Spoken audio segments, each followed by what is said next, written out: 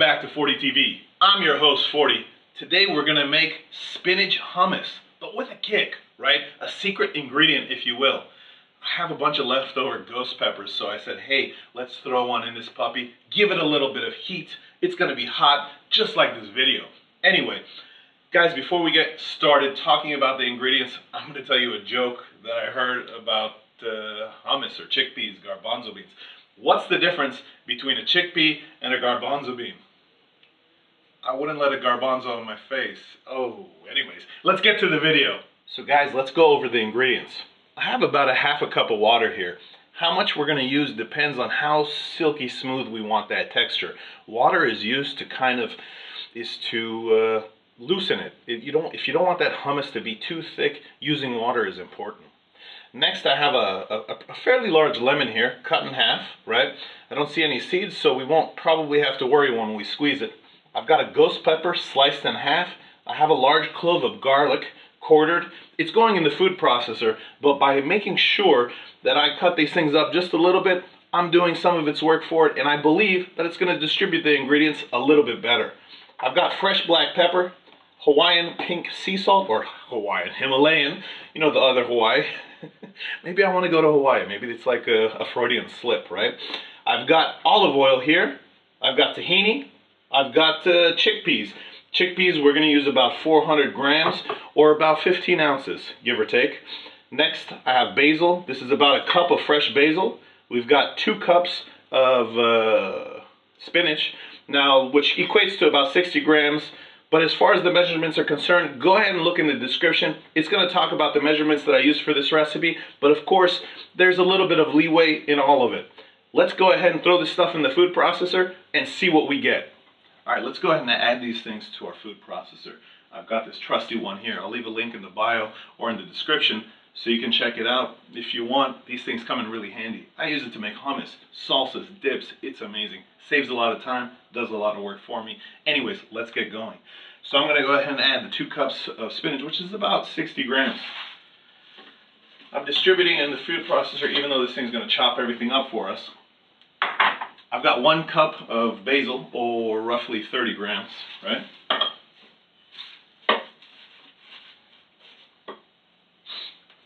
Next, I'm going to take the ghost pepper, the garlic. Be careful when you touch a pepper of any type, especially something like a ghost pepper. Remember that the oil from the pepper's on your hands. If you touch your face afterward, it's gonna suck. Believe me, I know. I've done it. Let me use my permanent napkin, which is my outfit. Anyways, we're gonna take the pepper. I'm gonna use about 10 grinds. 1, 2, 3, 4, 5, 6, 7, 8, 9, 10, and an extra one for good luck. I've got the sea salt here. Should have had this open, but we've run into a few snags on this video. So I'm going to take about a teaspoon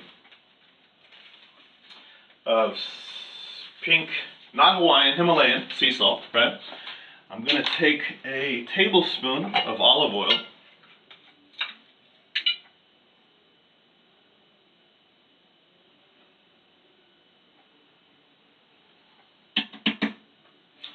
Next, before I get it everywhere, I'll go ahead and clean the spoon because I have to use it for the tahini.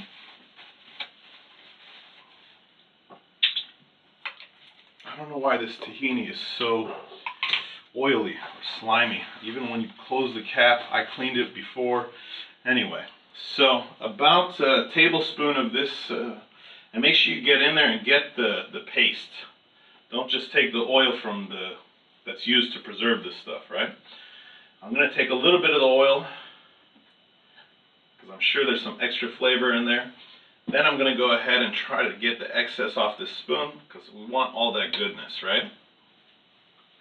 Next, I'm going to take this slimy bottle, put it over here.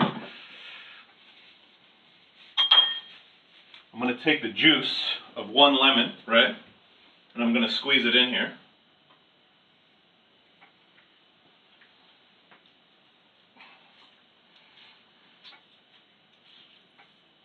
The skin on this lemon is quite thick, so you really got to squeeze hard.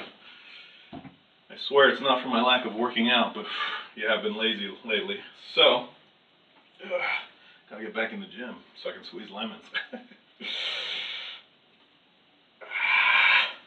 All right. Let's see. I'm doing all these twirlings. I feel like a ballerina, right? Such a pretty ballerina. Anyways, we're going to take the garbanzo beans, which I should have already cleaned, but I didn't. I'm going to go ahead and add them to the food processor. Next, I'm going to we're going to cut over. I'm going to show you what it looks like as we're blending it. See you in a second. Okay guys, so I've got the ingredients in the food processor here. We're going to go ahead and pulse it, then we're going to put it on level 1. This has 2 levels, low and high, and we're going to see what it looks like. I went ahead and added that ½ cup of water already. Usually you're going to put a little bit at a time, but I'm pretty sure it's going to take at least that ½ cup. I may end up adding a little bit more water, but we'll see what the consistency looks like after this.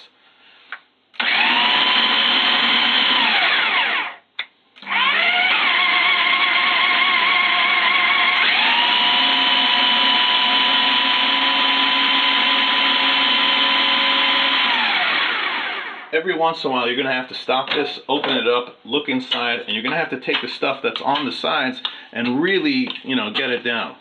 We look and see the consistency is looking good. Obviously it's not done yet, but let's keep it going.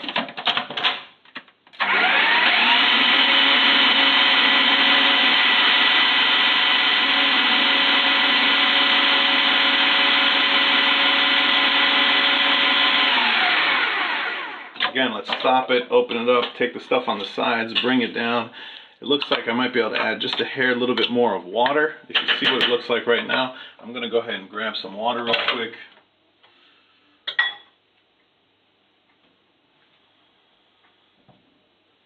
Just add a little bit more water in there. That should be good. Put the cover back on, give it another whirl.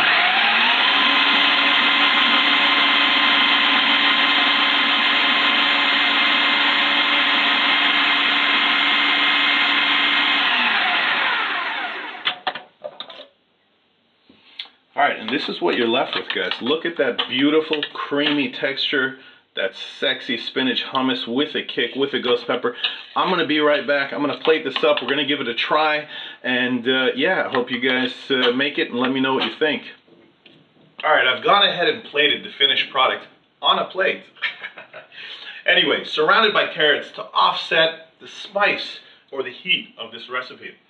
Keep in mind that ghost pepper is definitely going to add some kick. I sprinkled a little bit of paprika, I added a little bit of olive oil. That's for presentation purposes. If you bring this to a party, it's guaranteed to make you some friends. Let's go ahead and give it a try.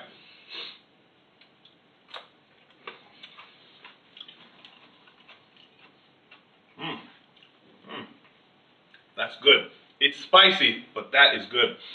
Anyways, guys, we're going full time starting July. Excuse me. There's definitely a kick there. We're going full time in July. We're going to have highlights. We're going to have entertainment, new lifestyle section of Fordee TV. There will still be some tutorials, but we're bringing so much new and exciting stuff. I hope you guys stay tuned. If you make this recipe, go ahead and leave a note in the comments. Did you like it? Would you have changed something? Let us know. I can't wait to hear what you guys have to say. Until next time, I'm out.